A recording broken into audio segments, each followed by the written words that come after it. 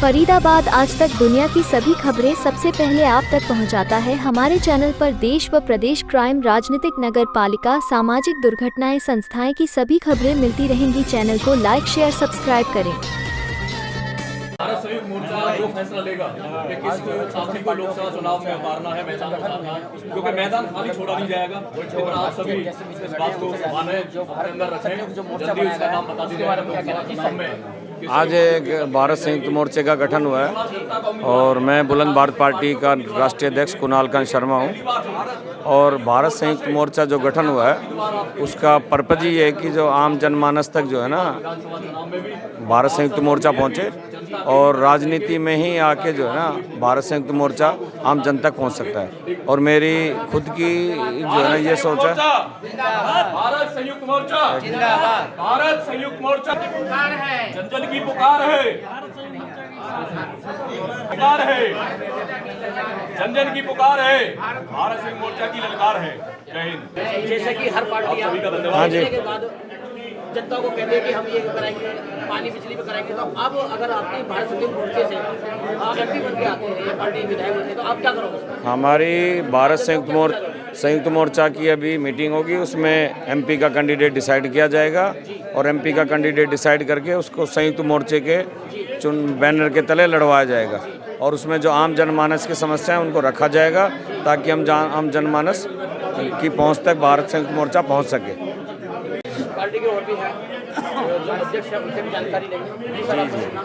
RP Gaur, बुलंद Bharat party. जो भारतीय संयुक्त मोर्चा आपको तैयार किया जा रहा है, इसके बारे में आपको क्या कहना है? इसमें हम लोग जो आजकल पार्टियां जो स्टैब्लिश्ड हो चुकी हैं उनके दिमाग में यही बात है कि चुनाव पैसे से और पार्टी के टिकट से ही जीता जा सकता है। पब्लिक को कुछ दें ना दें, काम करें या ना करें, पब्लिक की मजबूरी है कि भाई हमें ही वोट देंगे, तो उस वहम को ख़त्म करके उसको टक्कर देंगे ताकि उनका वहम ख़त्म हो और उन राजनीतिक पार्टियां जो नेशनल पार्टी हैं, स्टैब्लिश्ड पार्टी हैं, उनका दिमाग दुरुस्त हो कि पब्लिक का काम करना ज़रूरी है।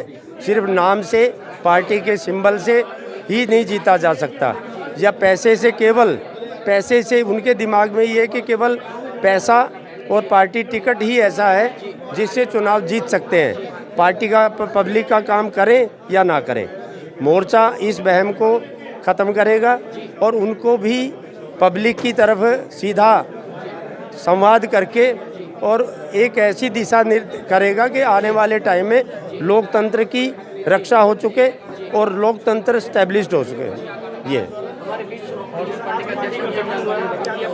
नमस्कार।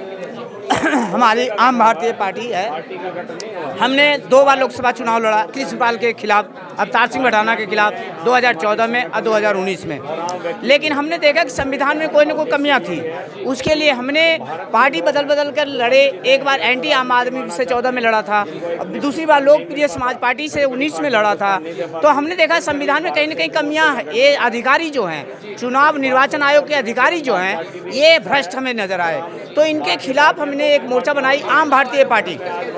हाँ, भ्रष्ट इसलिए कह सकते हैं कि हमारे पास प्रूफ है कि हमने जब आम भारतीय पार्टी का रजिस्ट्रेशन कराया तो इन्होंने हमें ऑब्जेक्ट किया, इन्होंने गुमराह किया कि आम आदमी ने आपका ऑब्जेक्शन किया है। जब हमने आरटीआई पता किया तो इन्होंने दर्शाया है कि आम भारतीय पार्टी 20 अप्रैल 2021 को बेच दिया गया है कमल सिलावट के इंदौर में। लेकिन ऐसा नहीं हुआ। ऐसा आम भारतीय पार्टी ने हमें दिखाया गया है कि आम भारतीय पार्टी ऑब्जेक्शन किया है। तो हमने देखा कि नहीं, ये चुनाव आयोग वसूली कर रही है, संविधान के आड़ में आकर ये वसूली कर रही है, हम ऐसा नहीं चलने दे रही है। इसलिए हमने संयुक्त भारत मोर्चा ज्वाइन की है और ये भ्रष्ट अधिकारी, चुनाव आयुक्त, निर्वाचन आयोग में जितने भी भ्रष्ट अधिकारी हैं उनके खिलाफ मोर्चा खोला है।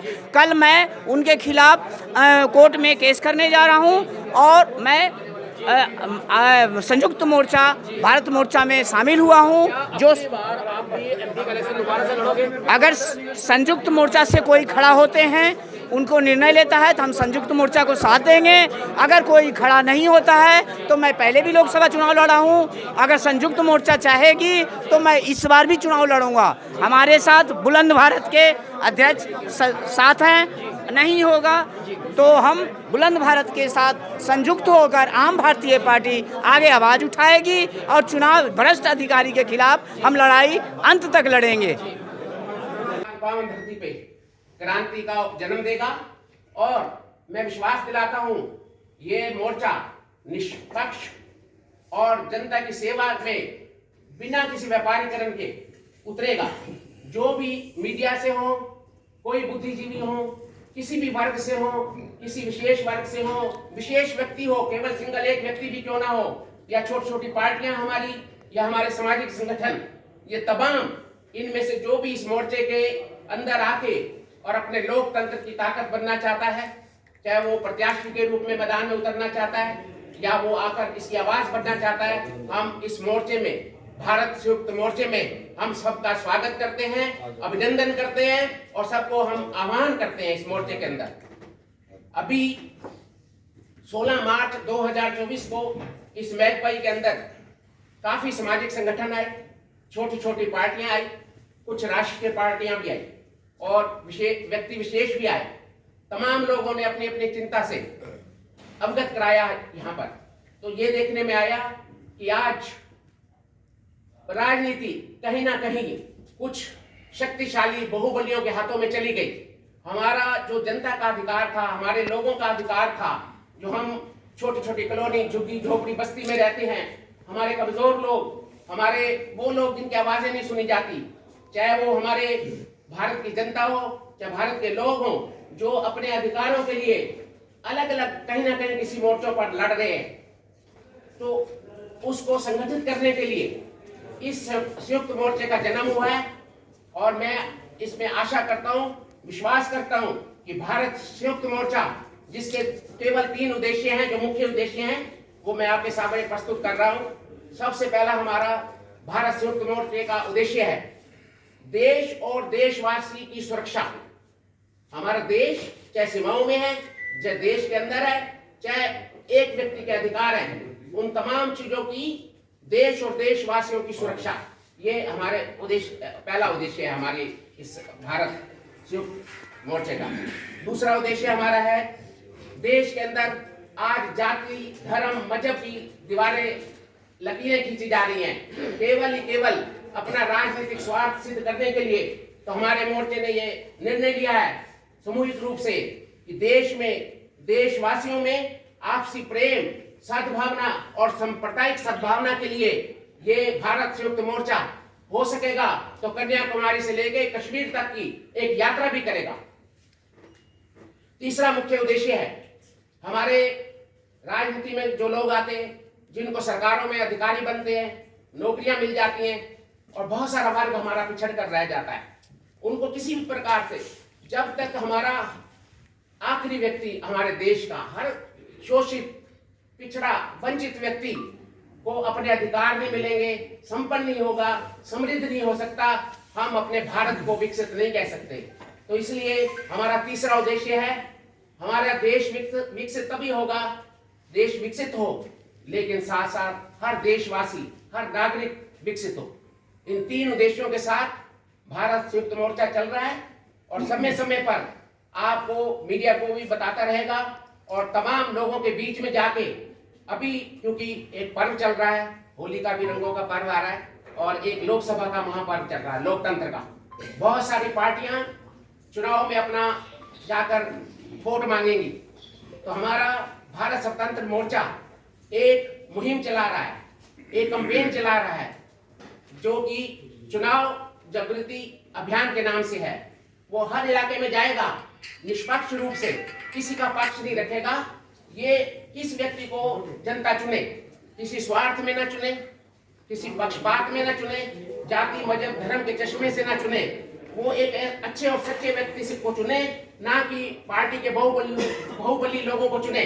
तो जब सच्चे और अच्छे लोग राजनीति में आएंगे, मैं आपको विश्वास दिलाता हूं कि हमारे भारत के सभी लोगों के लिए वो दिन स्वर्णिम होगा और उस दिन हमारा भारत देश विकसित माना जाएगा।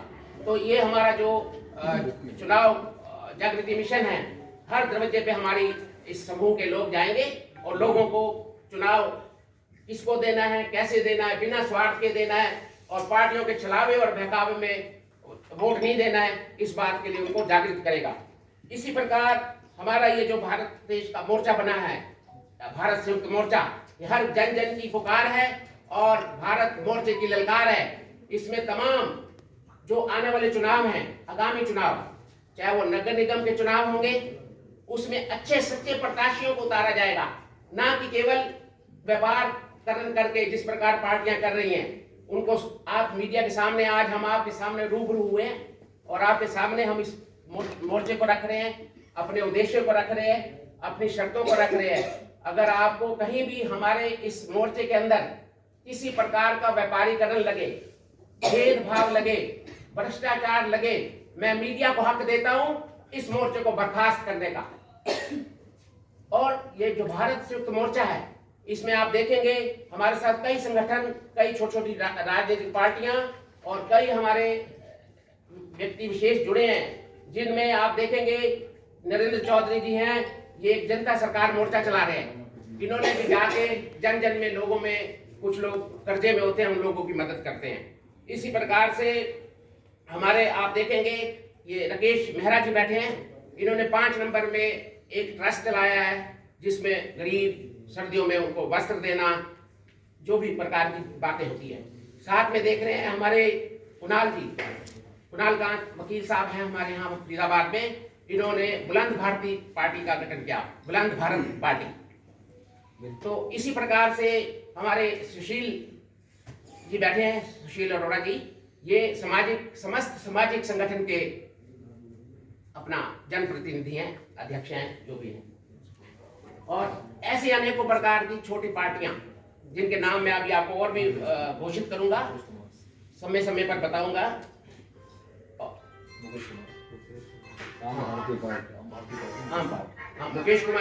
मुकेश कुमार जी आए हुए हैं।